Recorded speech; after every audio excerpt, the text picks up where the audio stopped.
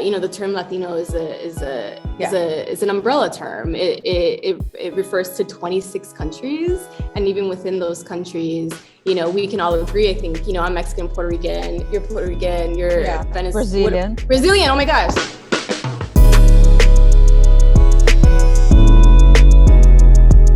Hello, Ashley. Hi. It's Dani Adaliz, right? Yeah.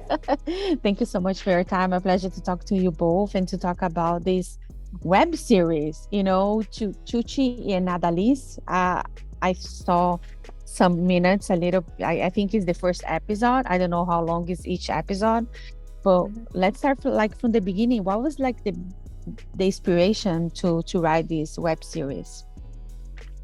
Well, I feel bad because Ashley's been answering this. Your turn. Go for it. It's my turn. Go get it, girl.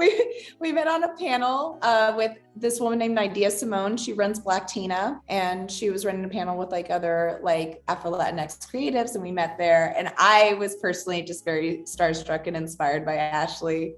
She said something to me. I actually was reminded of something when you were talking. You said something that meant a lot to me. She said, closed mouths don't get fed.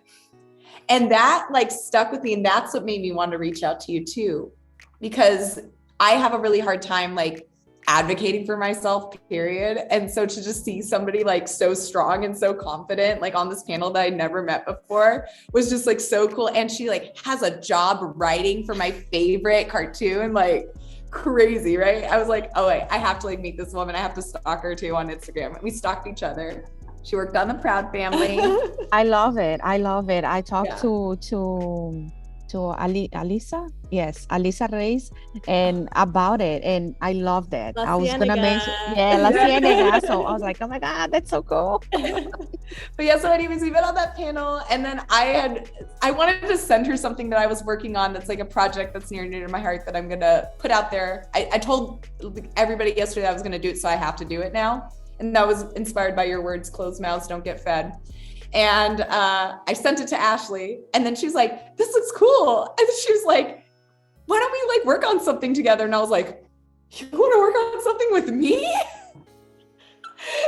And so we just ended up working together, and it's really her idea in a lot of ways. She had this great idea for our specific cultural background of being Afro-Puerto Rican and, whatever other, I know your mom's not white, but she's indigenous. Well, I mean, she's racially she's white, but ethnically she's Mexican. I think we have to distinguish between ethnicity and race, and I think we can be honest. My mom is white.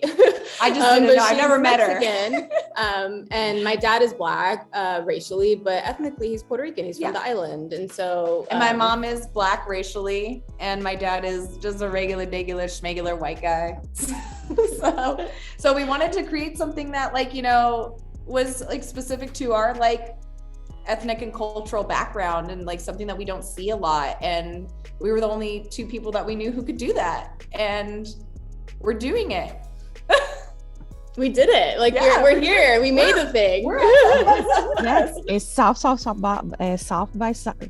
by South. Oh my God, I can't say that. It's okay. But anyway, so yesterday, you had the premiere over there. How was that? How was being there? How was the reaction of the unfortunately I wasn't there, of course, but how was that, the feeling, and is everything that you guys are waiting for, expecting? Yeah, it was really, we were really well received. And what the one thing, and we've seen it a million times. We're literally we're in production hell, you know what I mean? Yeah.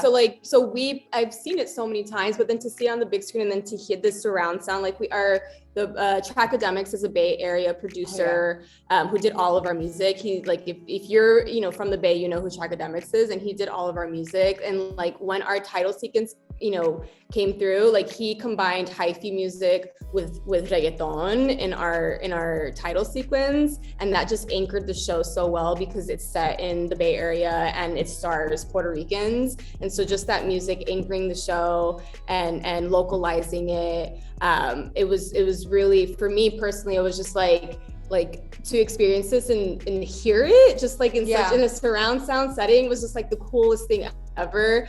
Just that soundscape that he created was just everything. And so for me personally, because I've seen it a million times at this point, but to hear it like there, it was just like really cool to just hear that music and anchored, and then for people to respond to it, like you know, visually and like, you know, audibly respond to it, was really, really cool. You know, they laughed at our jokes, which is like, you know, as comedy writers, like that's their validation. Like you laughed, thank God. I asked Ashley in the middle of the stream, I was like, did you black out a little bit? Because I did. She was like, no. And I was like, I'm so glad you're like, I was in and out of being present because I was just like, so like, I mean, I was in awe. I was like, we're here. Like I pulled you aside. I was like, I'm so proud of you because we really wouldn't be here. Like the work that Ashley put into like this whole entire project, doing the things that I don't know how to do, and everything was just like, we're here, and it was amazing. And it was all thanks to your hard work and dedication. I mean, she's like bearing the, we have different skill sets, and that's the point, right? Like but, you come together and you have different skill sets. And like when I pitched myself to her, which she like, you know, I was like, let's do something together. I have this idea. It was because I like started stalking her on Instagram and like on YouTube or whatever. And I watched some videos of her. She plays Fidelia in the Jenny and Lorenzo universe on YouTube. And she improvises on that show, some, you know, in her roles sometimes. And she's bilingual, and improvising is a skill set, and speaking Spanish is a skill set. And when you combine the two, that's impressive. And she was improvising in Spanish, and I was like, oh, I want to work with her. Like, will you like be my friend? I love the chemistry between you two. The chemistry, like it's not just right now, but on screen you see like you guys enjoy yourselves, like working together. Yes, I love that. That's why I did it. Ashley so much. Yeah, even like she's had to teach me lots of things that are like really hard for me, but I feel like you've really encouraged me and like really built me up just like as an artist and as a friend. And I'm just really, I feel like I'm better now because of meeting a good friend like you who has all the belief in me and our team and everything. So I'm really grateful. Oh my gosh. I think it's genius. Like, I have to, excuse me. We're gonna take a break. No, but it's true. It's true. That's amazing. So like you guys created, you did everything by, let's say, but not by yourselves, but like with a group of people. But what was the biggest challenge to put this together? Many. I mean, I think the reality is that this isn't always easy, and it's just not always fun, but you have to show up every day. Yeah. And showing up every day when it's not easy and it's not hard is not like, it's a challenge. When it's not easy and it's not fun, it's a challenge to show up every day. But so I think that was the great, like, you know, sometimes you just gotta get it done. And I think it paid off because, you know, we're here at South by. Yeah. But ultimately, like, you just have to show up every single day. You have to show up for yourself. You're not showing up for anyone but yourself. Like, how do you want to, you know, show up in the world?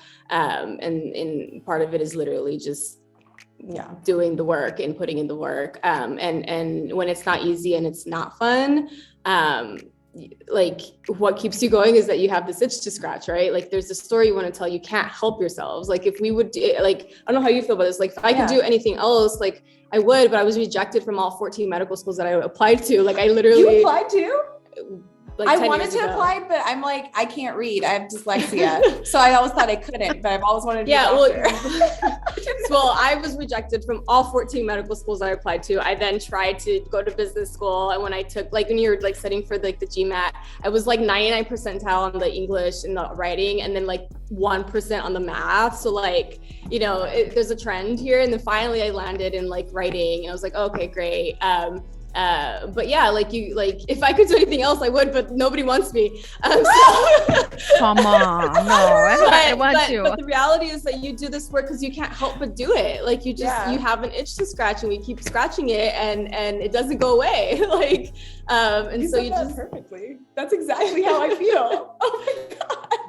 I know, you know, it's kind of, you see, I'm telling you, the chemistry, you guys should do more like projects together, because you guys have the same passion and the same desire and the same itch. Like, you know, when you have that itch to do something. So I think it's amazing. And I want to just ask you this question. for us to wrap it up, about the Latinos in Hollywood, not just in like independent, also in the independent industry. How do you think like we are good in representation? We still have a long way to go. What do you guys feel about it? Yeah, I mean, go ahead. You go first. I'll go. Yeah, so I would say that you know, a lot of people in like Latinos in Hollywood have been working for a long time, and so, you know, we're standing on their shoulders. Like, we wouldn't be here without the work that they did. I do believe that, you know, the more we inch towards being able to get more specific, we're going to have some, you know, just even greater breadth of stories that we can share from our community. You know, the term Latino is an umbrella term. It refers to 26 countries, and even within those countries, you know, we can all agree. I think, you know, I'm Mexican, Puerto Rican, you're Puerto Rican, you're Brazilian. Oh my gosh. Yeah. So even that, like, the language is different, literally, you know, so even though we're all Latinos, like, there's so much like variety. Mm-hmm. And so once we get the, you know, the opportunity to tell stories by us, for us, we're going to be in a really great like space of like just the variety that we're going to continue to build on. And we're getting there little by little, but like, there's more stories to tell. Also, to add to that, I think it's like just as important to have like Latinos behind the camera too. I don't feel like there's enough like people writing those checks, you know what I mean? Or like enough like, and I mean, it's a socioeconomic thing at the same time. It's like most of the time how these films get funded like on the real is because people are trying to like avoid taxes, right? Like, that's what they're trying to do. They're like, oh yeah, we'll put it into some art, you know, like JP Morgan, you know, we're gonna fund all of Marvel. But I think it's important to make sure that we're also putting those people behind the camera and putting those people in the writer's room and putting those people in the director's chair, right? Yeah. And we did that for ours. Like, our, you know, our DP is Cuban, our, you know, our post team is Dominican, women editor, Dominican editor, you know, our sound team, our music team, they're Black Americans from Oakland, which is where the show was set. So we were very intentional about ensuring our ADR Daddy Supreme is Mexican. He's Cuban, actually. I'm so sorry, Oscar. I'm so sorry. Oscar's very Cuban and Peruvian. Yeah. So we're, you know, we're like rolling deep in that, and it was like a very intentional, like concerted effort, like decision to like ensure that the people who were making it behind the scenes reflected the experiences that, you know, and on camera too. But even like that mistake I just made too, like we have the assumption that people from California must be Mexican, which is another good reason why we wanted to make it in Oakland, that we are Afro-Puerto Ricans from Oakland, and that is our shared identity. Like that very mistake that I made myself is the reason why we did what we did. Because it happens to the best of us. I love it. Oh yeah, it happens. It happens. People think some people think that I speak, my first language is Spanish, which is not. It's Portuguese. So I also speak Spanish, but you know, people assume that because of your looks, you're from a certain country or a certain place. But we need to correct them, and I love that. And also, when you don't have the opportunities, we create opportunities.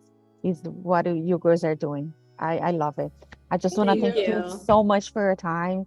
A pleasure to talk to you both. Yes, muitas gracias. Muito obrigada. E beijo para vocês. All I know is, oh meu Deus. Oh meu Deus. Oh meu Deus. Oh meu Deus. Tudo bem? I had Brazilian neighbors and I'd always hear them say like, oh meu Deus. Yeah, oh meu Deus. All the time, I know. Yeah. Thank you. Muchas gracias. Thank you. If you like this video, don't forget to comment, to like, and subscribe to our channel right here.